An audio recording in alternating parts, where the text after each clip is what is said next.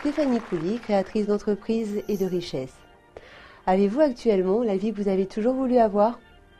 Ma promesse, vous donner la liberté financière. Aujourd'hui, j'ai reçu un mail de Jennifer. Jennifer est assistante au service jeunesse dans une mairie des Yvelines. Elle a 2 garçons et est séparée. Elle perçoit un salaire de 1 228 € net par mois. Elle a effectivement la pension alimentaire que lui verse son mari qui est de 300 €, plus les allocations familiales de 125 €. Après déduction de l'APL, elle a encore à payer son loyer de 700 €, ainsi que 250 € pour la nourriture et 130 € en électricité, transport et autres. Avec ce qui lui reste, c'est-à-dire 673 €, comment Jennifer peut-elle faire profiter toute sa petite famille de vacances et loisirs à moindre coût? Jennifer, si vous ne pouvez parcourir le monde entier, alors faites venir les saveurs du monde dans vos assiettes.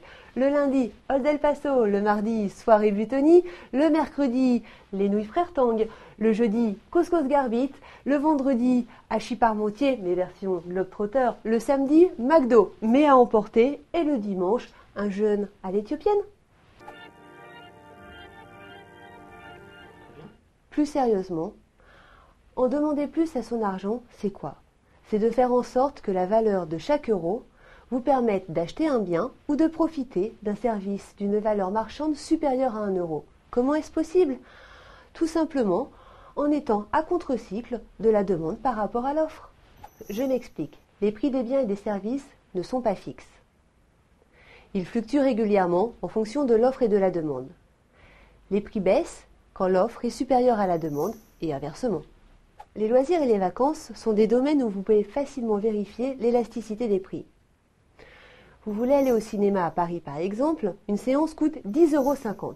Vous pouvez certes prendre un abonnement annuel qui vous oblige une dépense contrainte et certaine tous les mois, que vous consommiez ou non. Personnellement, je préfère acheter les cartes 5. Au prix de 29,90 €, elles me permettent d'aller 6 fois au cinéma puisque j'ai une place offerte avec. J'utilise les promotions pour en acheter plusieurs tout au long de l'année et cela me revient à une place à 4,98 €.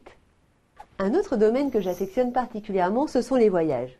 Étant libre financièrement, il est vrai que je voyage beaucoup. Je choisis donc les dates de mes voyages pour pouvoir profiter des meilleures opportunités du marché. Si vous partez en vacances en même temps que tout le monde, vous paierez le prix fort. Si vous décalez votre semaine de vacances, vos vacances seront toujours les mêmes, mais par contre, les prix seront beaucoup plus attractifs. Jennifer, si vous partez dans une période où il n'y a personne ou presque, vos euros vaudront de l'or. Par exemple, si vous souhaitez partir à l'étranger pendant la période de Noël, je vous conseille de partir mi-décembre. Vos euros vaudront 4 fois plus que la personne qui a payé le même voyage 12 jours plus tard. J'ai réservé une croisière 5 étoiles en Méditerranée pour 499 € le 10 décembre pour 2 semaines, au lieu de payer 2119 € 15 jours après. J'ai donc payé 4 fois moins cher. Le plus, c'est que je n'ai pas été bousculée ni au restaurant, ni pendant les excursions. Mon conseil Jennifer, partez à la mer en hiver et à la montagne en été.